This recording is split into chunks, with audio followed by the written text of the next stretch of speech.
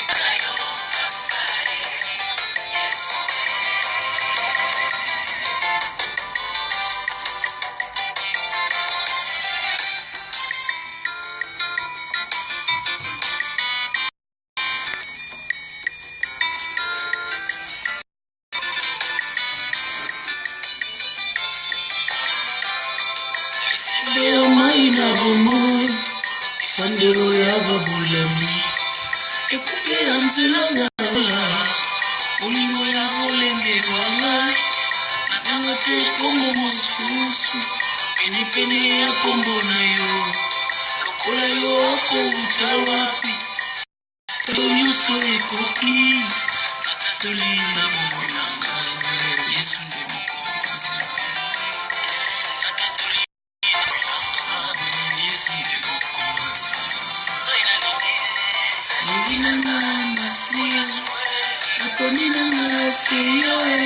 Bandeko, merci Bobenga. Bon invité Bandeko Moussoussou.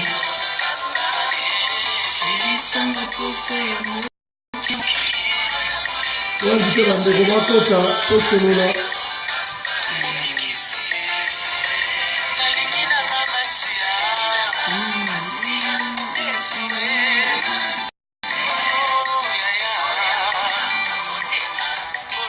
Ouais, bonsoir Nabino, bonsoir Mme Patricia, bonsoir Marie-Hélène, bonsoir Ben, bonsoir Mani, Solaïso de Renanaï.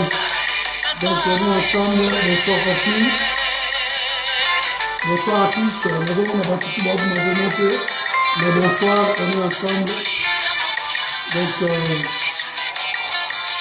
le sommet, le week-end, on est dans la classe.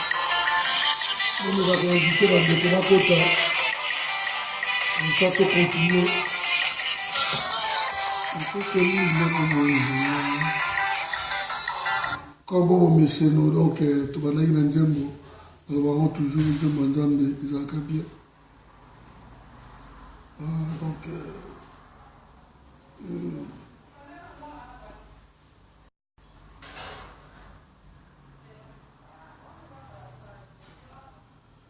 Donc voilà.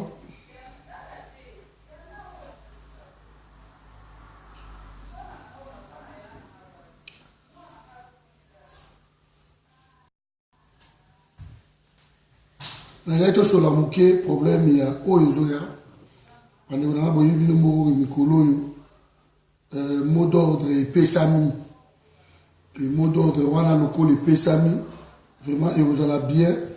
Ce qui bisonnent surtout, to poussi mot d'ordre Rwanda.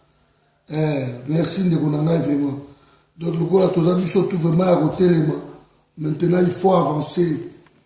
Il faut qu'il y ait quand même. Moi, Moussika, parce que ma caméra m'a voulu. Donc, nous avons invité Bandegogno surtout, place Tozali, tout le canal nous bagéguer ou tout ça. Donc, est-ce que tu as 4 ans de Babylone pour l'instant? Tout le canal bagéguer pour l'instant.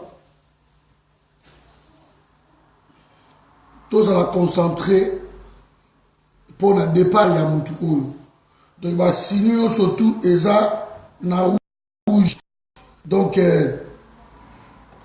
ba signer surtout eza na rouge et ezo laksa ke mutu wana alingi ko kendete. To yebi yango tozo mona ngo biso surtout.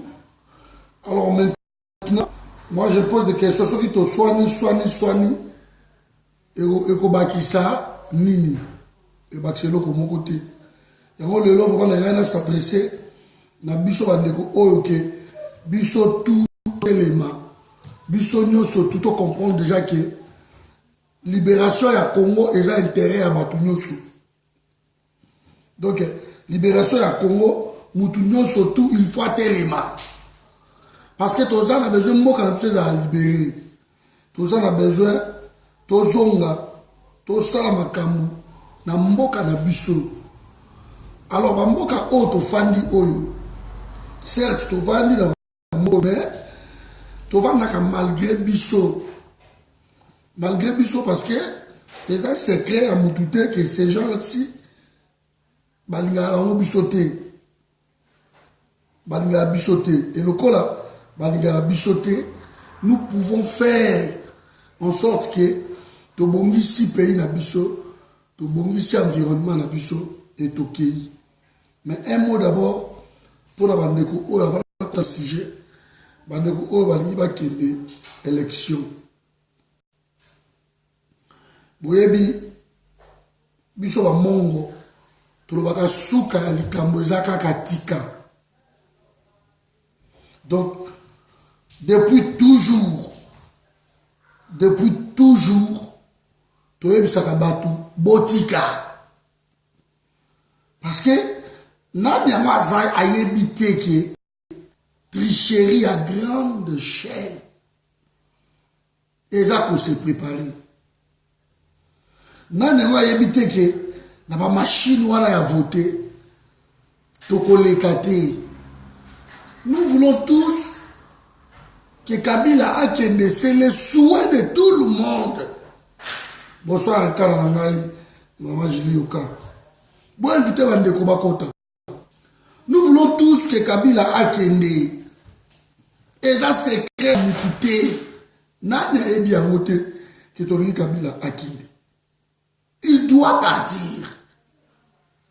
Mais Kabila Ngazawana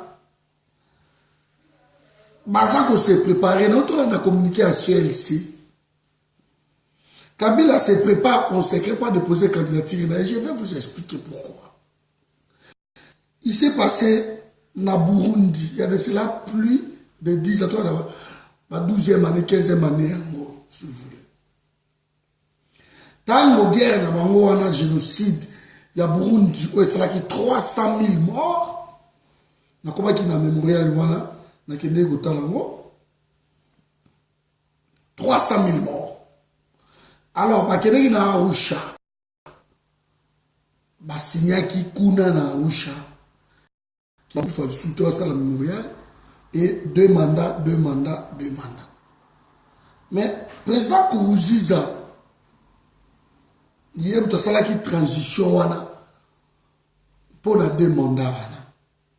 Kourouziza a fait la transition. Si vous avez tombé que tant que Kourouziza a fait la transition, 5 ans de transition, Kourouziza a compté en mode. Mais opposition burundaise, la communauté internationale va compter que Kourouziza a sali déjà 5 ans de transition. Donc, mandat ou salaki ana oyelandaki ezalaki 2e mandat. Kourouziza lobi non pour ngai asali mandat moko mandat ya mibale nde na koyi kosala ya liboso ezalaki très pour mettre les choses en place la nouvelle constitution va amebeli. Ils n'ont pas cru. Kourouziza lelo a s'imposer avant tous années 2032, 37, tout ça encore on dit ça.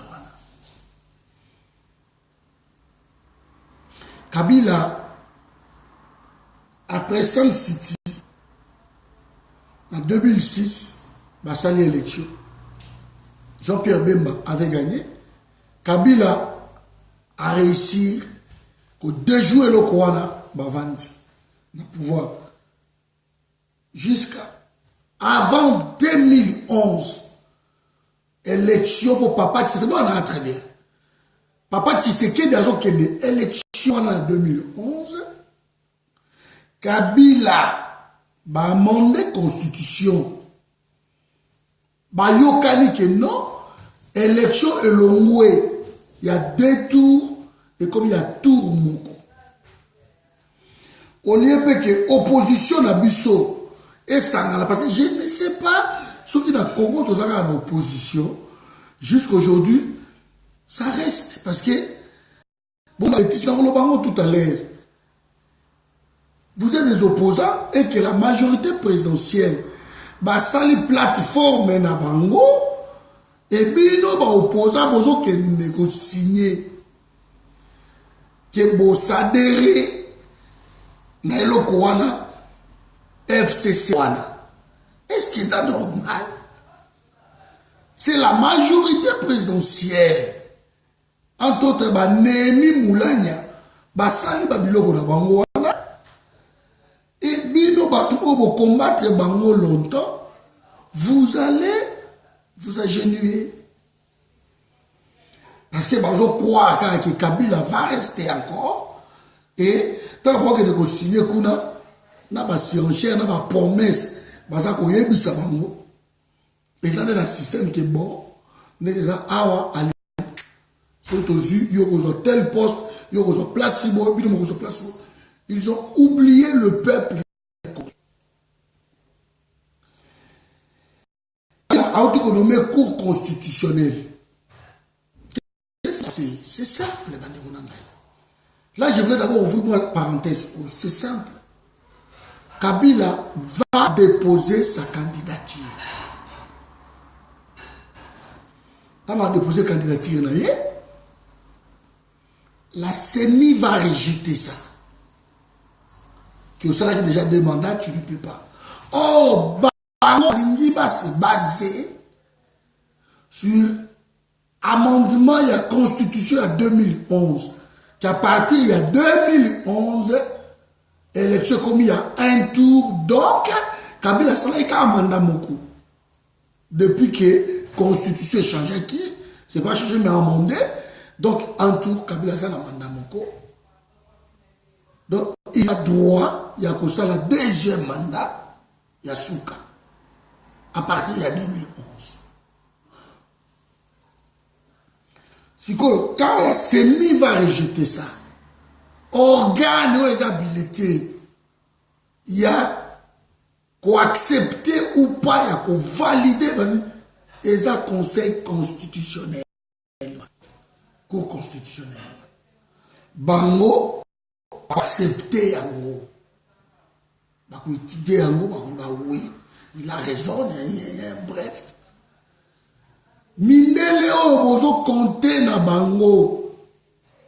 Boko kamwa bandeko na ngai. Boko za la surprise.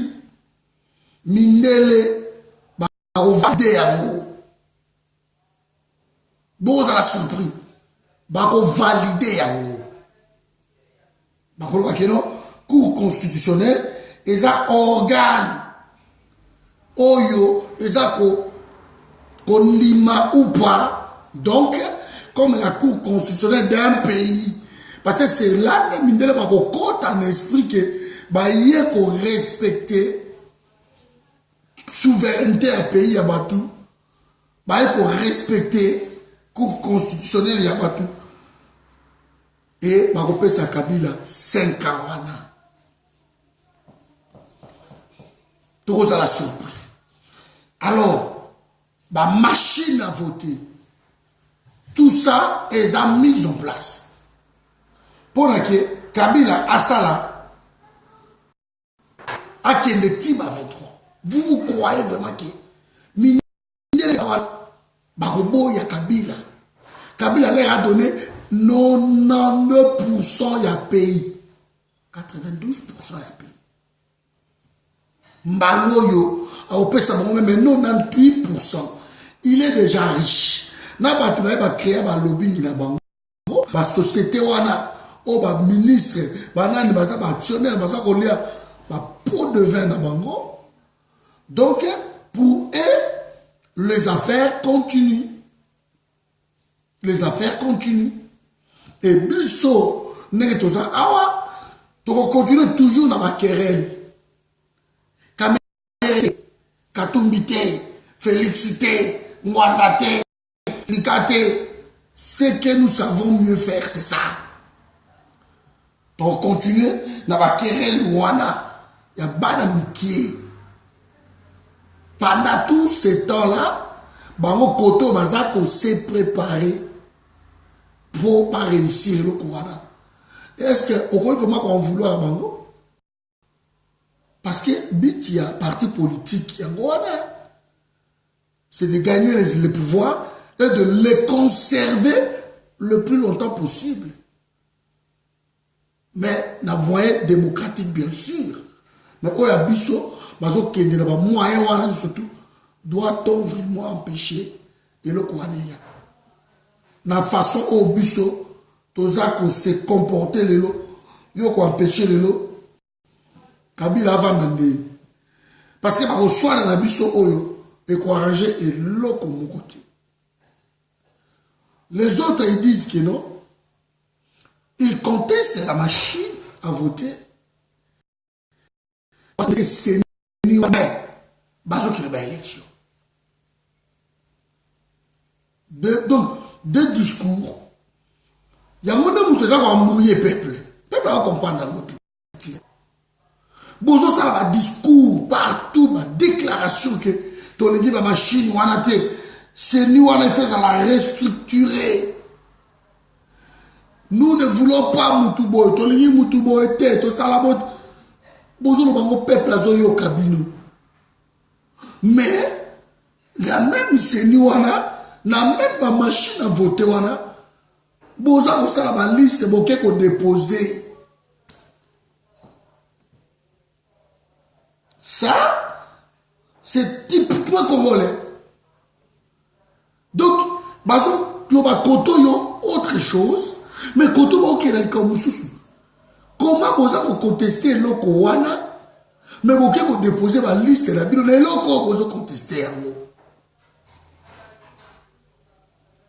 Donc, comme il va dire, Jean Lucien Boussa, Ventilier, surtout, José Makila, Olengan Koyi, pour bien Kabila microbe, Kabila la monté ma mère, Kabila ceci, sur la bande, et lobby, vous travaillez avec lui. Quand José Makila, lobby que non, et Kabila, vous avez dit, moi, papa, je me pose des questions. Si tu veux brûler, tu vas vivre.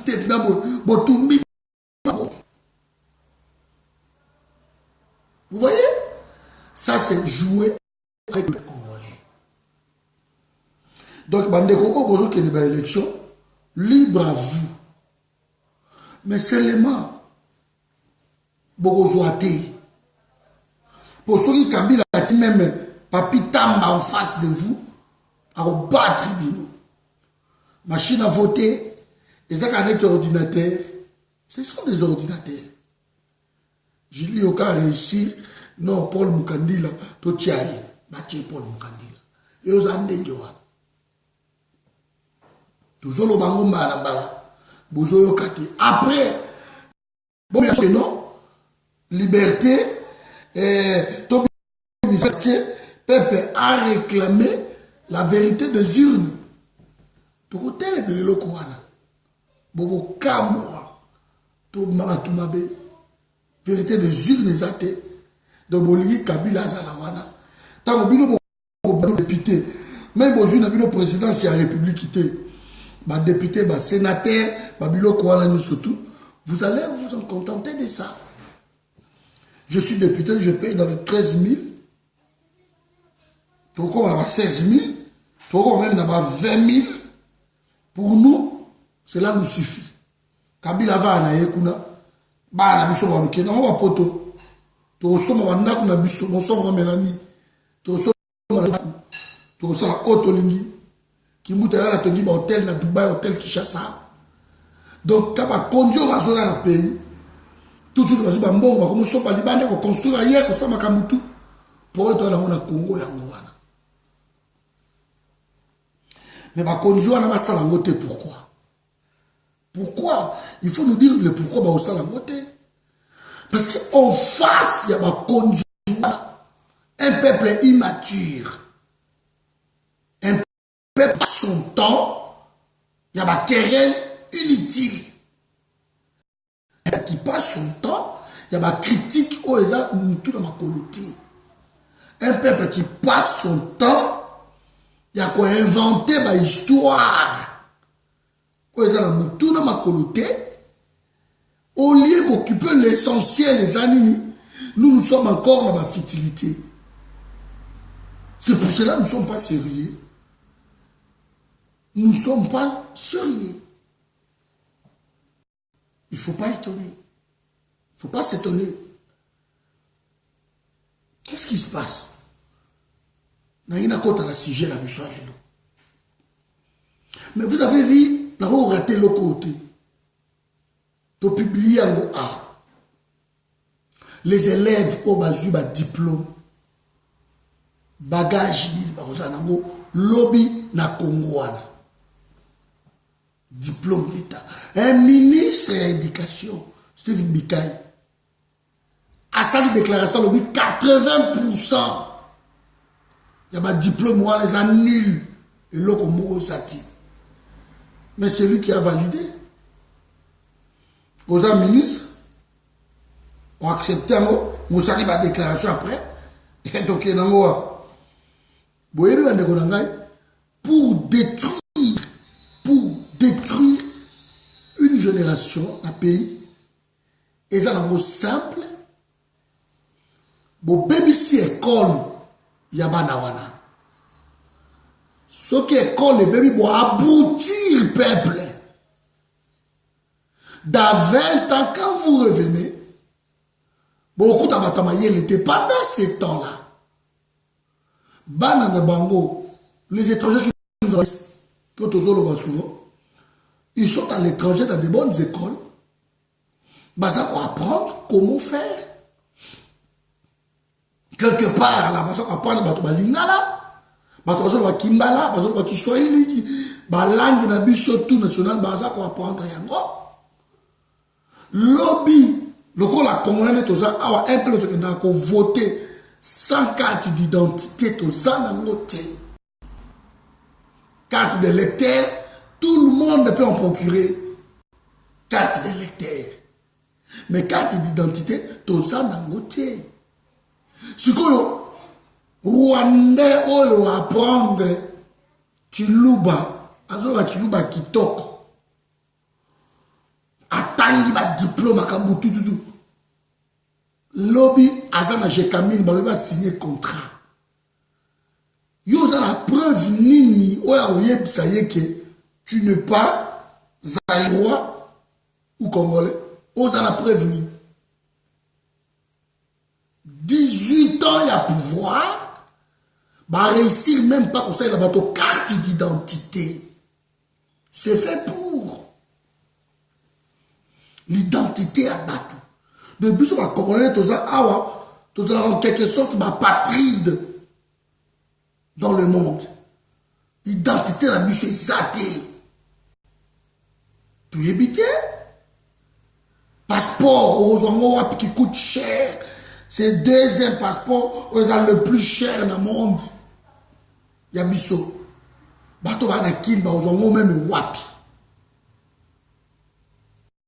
Vous comprenez que tout est mis en place pour un pays moko tchanga comme ça. L'étranger peut venir à côté à comme congolais. On a vu des Camerounais qui sont dans Ngunda, awa na poto comme ba congolais. Un Camerounais et surtout avant d'aller na poto à comment même pas dans Kisasa. Il envoie $500, ça y est passeport, $50 par ici la casier judiciaire, $50 à en année, papa comme le passeport vite fait $100, baké nango va signer passeport et bimi. On envoie un Camerounais ici et il demande la nationalité. Vous comprenez? Tant que Senga, Ngunda Awa, Abouaki Ngunda, en tant que Congolais, Azul on a français parce que tout n'a qu'à battre. Au Lugo, la langue ni, Awanazol va le français. Et Abouaki na Ngunda na ye. Un Camerounais qui devient Congolais, mais hasard à l'autre bout. Dans le pays de Angola, il y a un passeport Angola wapi. C'est très difficile aux passeports à payer. Vous comprenez? Mais, pays n'a tchanga comme ça. On vous donne des cartes électorales. Bolobi, toujours qu'il y ait des élections quand même. Toujours qu'il y ait quand même. Ceux qui bobo, ils troquent, ils ont mis caca. Ok, allez-y. Bino Boza Bilombe. Voilà que je voulais qu'on vous dise. Bokende. Mais vous gagnez. Vous gagnez l'élection. Ce que vous voyez comme ça, peuple, ce soit couffe. Le moment est arrivé. Nous avons un professeur Ndaiwel. CLC. Ma pesi déjà mot d'ordre na bango. Le 8 est à clôture Yamasolo Nyosotu. Alors, le cas là, bonsoir maman Noëlla. Le cas là, le 8 est à clôture Yamasolo Nyosotu le 8 août. Ce qui Kabila a déposé candidature naïe. Donc, il faut pas bien s'abattre. Ma pèse déjà mot d'ordre, désobéissance civile, c'est là où moi je voulais en venir. Kotinda Western Union T pendant la période où on a 4 mois. Beaucoup fatigué. Kotinda T. Oui, Jean-Willy Mboyo. Kotinda Mbongo T. Bloqué Mbongo. Pendant 3 mois, wana, soko tindi na Congo, ba okufate. La désobéissance civile fait banda. Yeba ke yonne ngoza obya sujet na yaki na molelo. Yonne ngoza awa yom to fute la bango maya nanda. Bazala pe na maite. Ma ngo ko ba robinango e ko ba ko bimisa ba salité. Bazala na couranté. Mais yo titre la bango à Snell. Quand tu les envoies cet argent-là, tu contribues. Tu contribues. Désobéissance civile, voilà. Et vous avez la carte, Congo te fait ça. Il faut boycotter le Coran. Surtout. Tant que la botte à l'hôpital, yom to tin na mbon. Parce que nous avons au Kangabana. Tu n'envoies pas l'argent. Moutou o bakangi mo anen hôpital a ko comprendre que ah ok sikoyo to bunda ba kende na zo mwana na ba prison ba arrestation arbitraire ezali bato ba toni na prison ba activiste ay papa Ndaiwel a utolo bango bokende. Donc, nous pouvons contribuer. Il y a qu'à faire tomber Batouana. Depuis longtemps, ce qui est bloqué à Western Union parce que mais ça les a arrêtés dans le Congo. Mais ils vivent pour la mission. Tina mon à collation de votre diplôme à l'écouter à papa mo au tindi. Et mon à l'hôpital, kokunda bibembe banini, kotinda te. Il faut qu'il y ait le sacrifice pour un pays et avancer.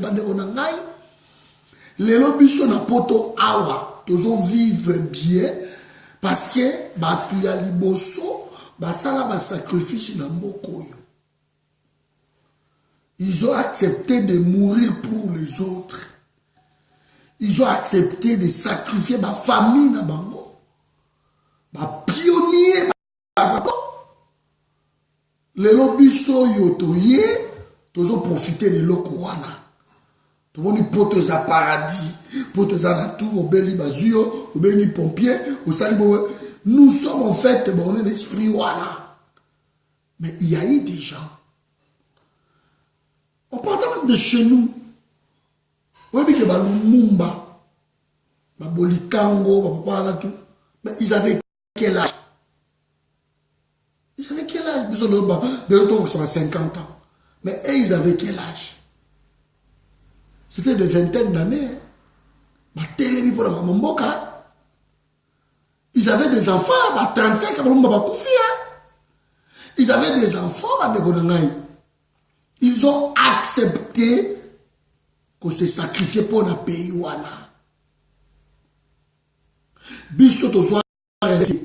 À partir de 1960, nous avons un solo autrement. Mais génération nous sommes une génération sacrifiée. Nous pouvons reprendre le flambeau. Donc, on reprendre ma solo. Hélas, nous sommes trop distraits. Le mot d'ordre est donné. Banakini, ici, parmi ma province, les 11 provinces où ils ont existé, ici, ma solo, déjà, Banakisasa. Parce que plupart de Facebook, alors, maman, tu n'as moi 10 à Pamba, 20 à Pamba. Yo le biwe mon na 5 na 20. Esa c'est ka wa ba miye muko. Asengi Jami, asengi Jean Willy, asengi Manuela, asengi Patrick, asengi Mutuyo surtout. Asengi 20 personnes dans la journée. Elle est sûre que peut-être 5 personnes se vont de là. Les autres ont ma promesse. Sur les 5 personnes vont tenir 20 euros, à 100 euros. Alors dis-moi, si on a 100 euros, 100 dollars, voilà. Il y a un qui est tellement bima qu'il ne peut défendre le pays en Ressan. Tu ne t'es pas posé la question que aux alatala na Facebook, bonjour, vous avez bien, moi été dans malade. Pas question, moi-même, parce que tu as peur. Surtout que bonne santé, non, moi été dans un bout. Donc, ça pour se préparer. Moi, que là, quand moi, 20 à Pamba, c'est quand je suis à 200, 300, c'est quand 20, moi 30, moi Kamar. Aïe, que bon, les ambons, nous sommes à kebab, nous sommes à carte, dans l'équipe de la Lambert, dans Tchéli. Aujourd'hui, j'étais à Lambert, il y a une soeur qui a envoyé 30 dollars. À Tchéli, 30 dollars, presque 40 euros.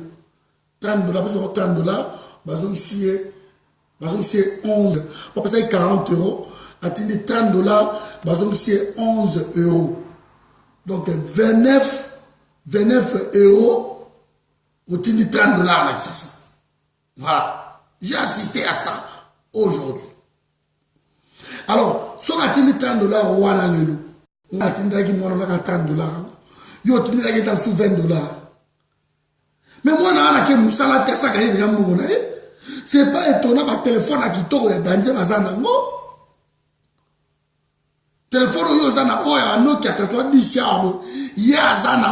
téléphone. C'est pas étonnant. Parce que, ça qu'on utilise, c'est un pays. N'en déplaise à d'autres. Nous devons aider ce pays-là à avancer. Il faut qu'il y ait des sacrifices.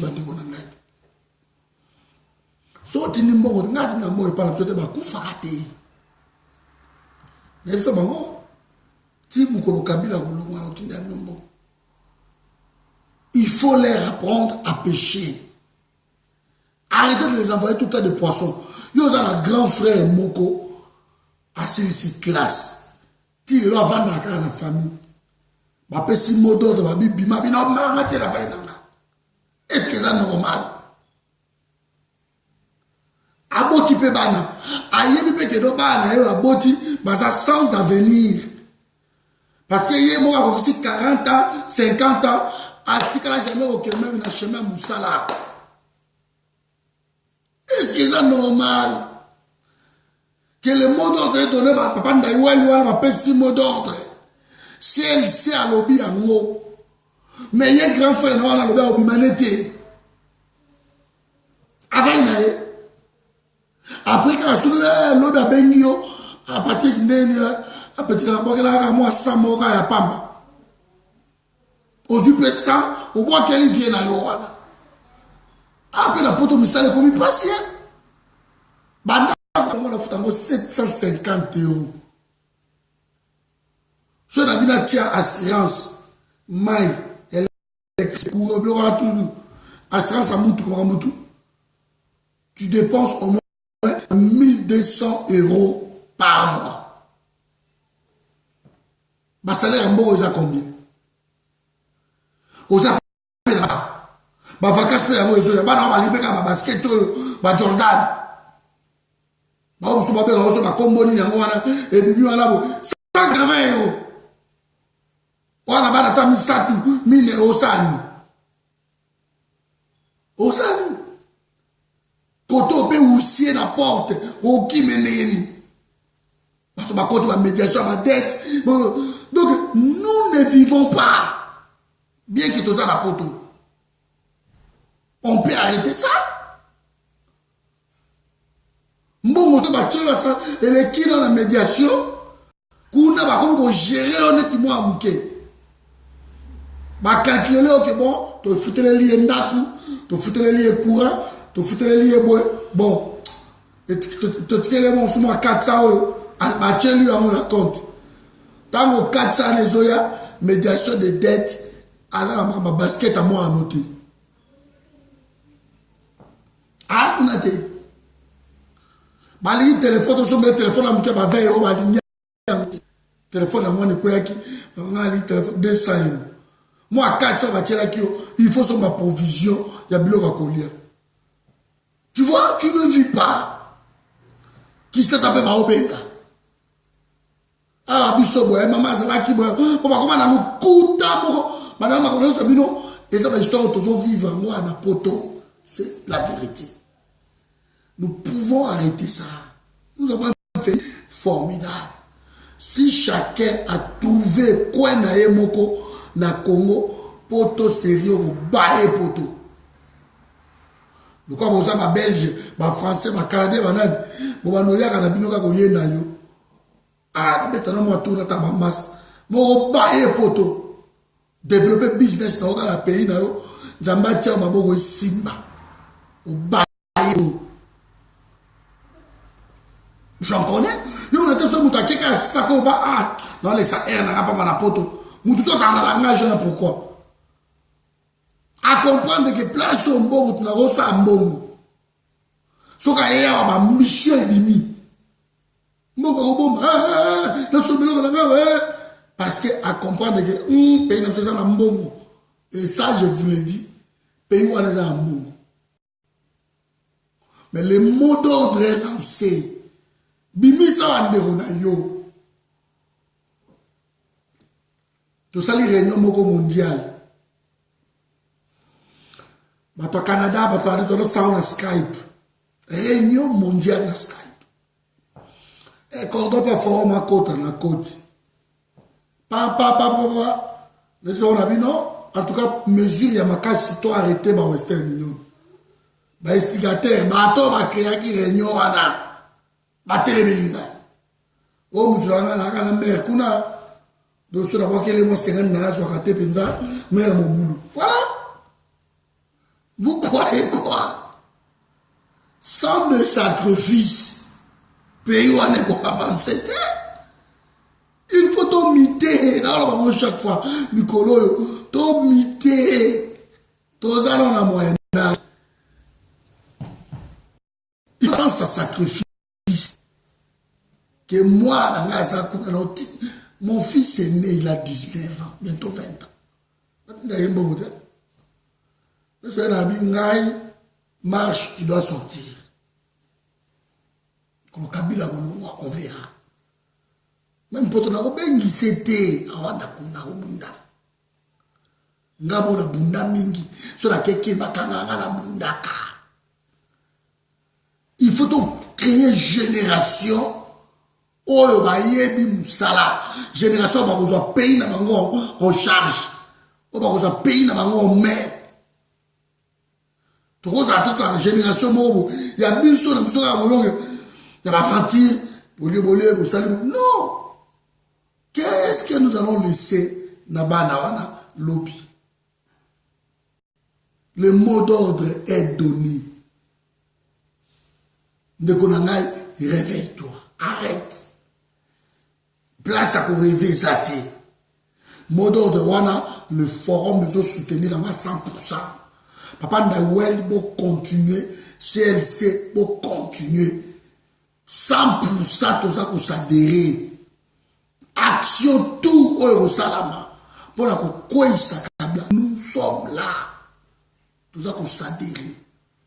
MJC mouvement dans le cadre de Kinshasa. Ba s'adhérer na Bowana. Na Congo Mobimba. MJC zali. Ba s'adhérer kuna. Ba obima. Parce que ceux qui sont là, tous sont destinés à Congo dans bon côté. Moutouza kozela biso wazate o. Il y avait pas la biso à vidéo polémique ils a raté. Orando ils a raté. Tous la même pas la droit à réponse. T'as les bébés, bah ça il a la vidéo à finga qu'on va n'importe quoi. To lo ba raté, to répondre raté. Biso to zawana pour la unité à Congolais, ko sangisa batuno surtout, ko avancer. Nous voulons avancer ensemble, quelle que soit ma divergence. Comme ça, tu verras un Congolais, un Congolais passe toujours son temps devant vidéo, oh Mosaka, a fini soki nani, oh soki lobeso, a fini rando. Ça, c'est. Après, je peux dire peut-être ça va délire, il y a pas tout. Mais, dans la minute, tu as la tête. L'obeso, a fingani na soki Mosaka. Si on a parti mal à Vandiko, na tiango, na rotala, ne l'obeso, a fingani na Mosaka. Na vandi, je peux prendre 30 minutes na rotala. Ça a le sens. Et c'est la sens. Nous devons sortir dans tout ça. Prendre conscience, il y a un pays, les pays où tout le monde est en danger. On dirait que de l'œuvre. Congo est un centre à Masolo. Mindele barotika Congo te. Bon matabo kita. Barotika Congo te. Mais ceux qui biso to vandi to lobi bon. Mboka za biso. Mindele mo baroya. On est ensemble avec eux. Nous travaillons ensemble. Parce que beaucoup de aussi maté. Tu travailles toujours dans Mindele. Bon matabokit. Mais cette fois-ci, je crois que lobby sur les Abasungi. Bon lobby Machezali. Bamikolo Ezoya. Sur les Abasungi. D'accord, expliquer comment on a Congo comme richesse. Après avoir que Mindele batuna bato bazu ya bango. Qu'est-ce que nous allons laisser? Aujourd'hui, nous crions Kagame, Kagame, Kagame. Mais Kagame, mon ami, mes amis. Kagame, quand bazu aïbe pas Congo, aïbe na Congo 100 000 €. Vous croyez que Kagame va utiliser 100 000 €? Quand aïbe 100 000 €, aïbe pas batunaye. Batunaye babendi moi 80 ou babendi ta mususu 90 batikeli 10 mais bon yo zo 10 yo biso to zape mo ebele britannique azo balingi mo gourmandisme États-Unis gourmet leki azo France zo yo mo ndambu Allemagne pe a Suède alobi ngai Chine alobi ngai pe na otika la te tango Kagame apesi bango izela zui moi 10 jours après ça il va y avoir soit pour ça moi malamu ozo servir biso mikolo zoa 10 wana ezotikala no monika vraiment zo sala merveille na pays na ye gestion ya malamu bazolia bien baosala bien azobongisa mboka na ye na mwa 10 jours ezotikala na maboko na ye mais biso batoza na ngoboye attends na 20% on peut faire quelque chose. Ce qui est sérieux, gestion dans le Congo, nous ne sommes pas obligés de gagner 100% dans le Congo pour développer le pays. Ce dit mensonge. Ça n'existe pas. Il y a un moment donné, on peut parler ici, 7 milliards de dollars américains au Ebimaka chaque année. On a un chiffre officiel. Officieusement parlant, ils ont 20 000 milliards par an. Au Congo, ça a restons dans le chiffre officiel. 7 000 milliards de dollars par an aux multinationales de Mboka basées au Cameroun. Ce qui Congo a 10% de Mbongo. 7 000 milliards. Ce qui Congo penja boche sérieux bokwe ba contrat makambebele bon biso to 10% seulement par an. Vous en avez 700 milliards de dollars américains par an. Vous pouvez facilement développer les Congo. Le Nigeria le passe à 520 milliards. Dans le Nigeria, ça numéro 1 en Afrique. Si vraiment il y a du sérieux, Botier Makabosa soudé, pour d'abord réussir pour récupérer le moment là, ça passe par l'unité. Que ce soit l'opposition, que ce soit la majorité présidentielle, pour le n'a pas tendance politique, mais oh, il y a un pays, n'a pas na biso, n'a pas na bino, bango tout to côté la bango avenir oyo. De poser ma base, ma fondement. 700 milliards par an. Vous développer le pays d'Abino. Arrêtez. Pour savoir seulement que 1 kilomètre de route, ça fait combien? 1 million de dollars par an. Dans le Congo, 1 kilomètre de route, vous avez allez, 200 000 dollars. Restons sur 1 million de dollars. Si je prends Kinshasa, Mbandaka, 750 km, vous avez 750 millions, Bassai, moins d'1 milliard. Vous avez l'autoroute, Mbandaka. C'est ça. Kinshasa, Kisangani, et ça continue. 1000 et quelques kilomètres, vous mettez 1 milliard. Bah ça l'autoroute Kinshasa, 1 milliard. Autoroute le moins Kinshasa vous et qui s'engage. 1 milliard. 350 millions pour ça l'autoroute. Et ça va vanter dans ma taille. Ça là papa malade. Bah ça va départemental même. Ça ce ne sont même pas des nationales. Ce sont des départementales. 350 millions Kinshasa ma taille. Vous avez 500 millions ma salaire. Qui n'a pas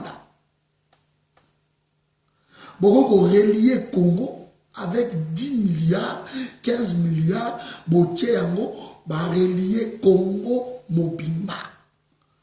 2 millions 400 km, relier Yango. On n'en parle plus. C'est comme un commerce interrégional comme Osama. Ma décision te kama, Nago Makuna, Mouécher, Biraï.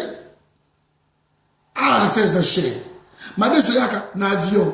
Ngombe, nago makutu koloba kutute. 1 kilo en ngombe. Il a sorti 500 €, 500 francs. 1 kilo en asoye na 10 dollars.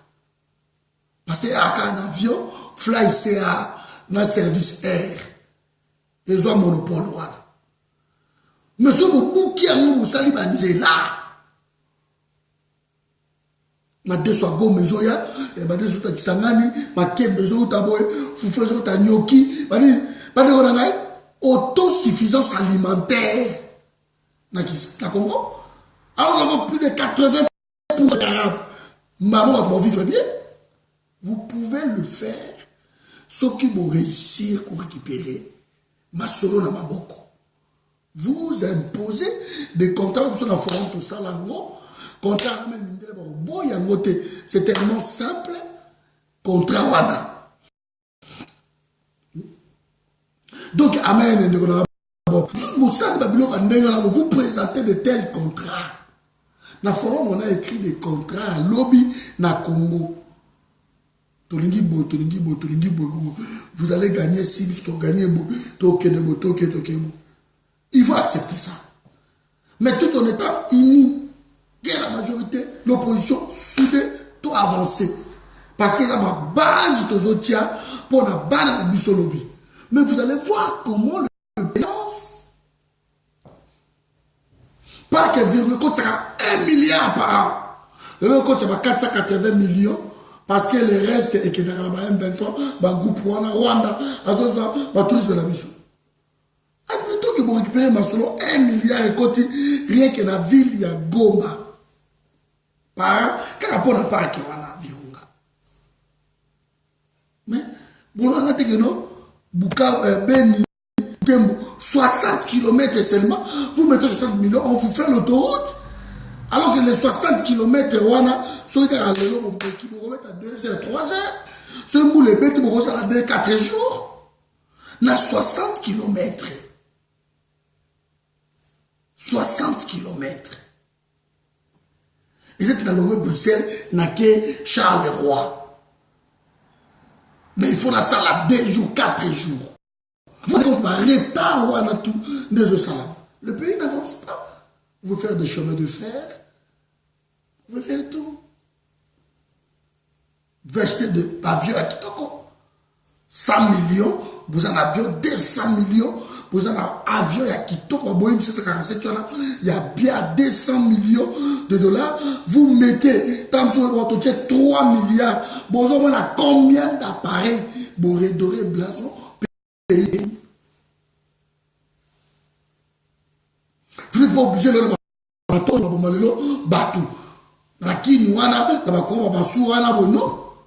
Pour récupérer, savoir faire le salaire dans la gomme, Bamassou et ça va côté est, Yangoana, on multiplie dans Congo, on voyager en toute sécurité. C'est faisable, les peuples congolais. Tout ça, c'est possible.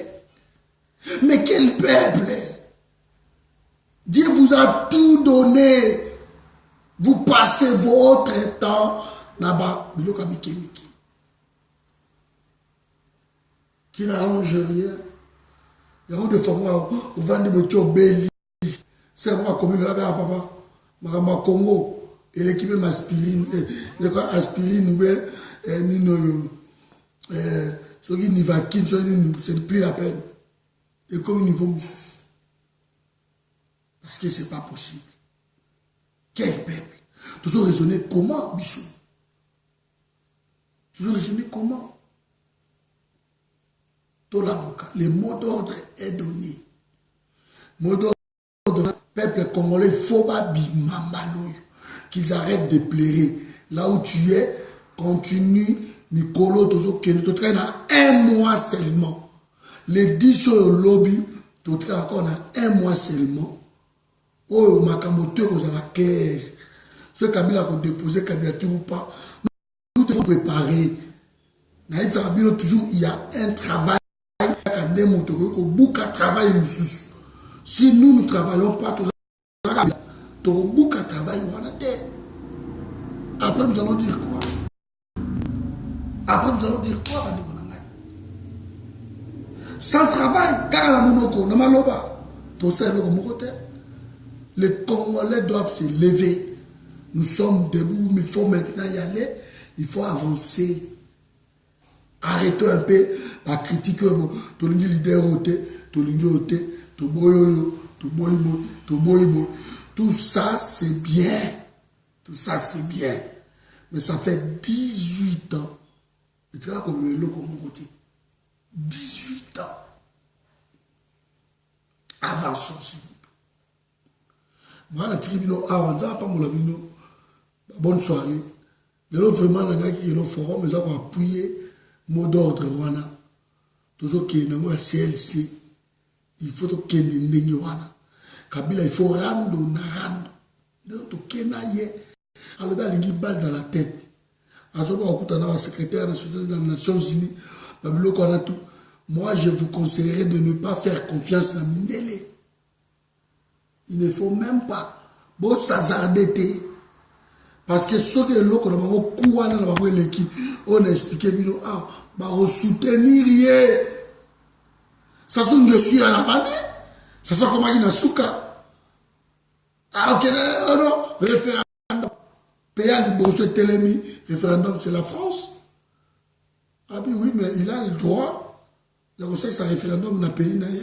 À tout le peuple, à continuer. Tant qu'on passe à Télémi, le gars la bangwa na poto.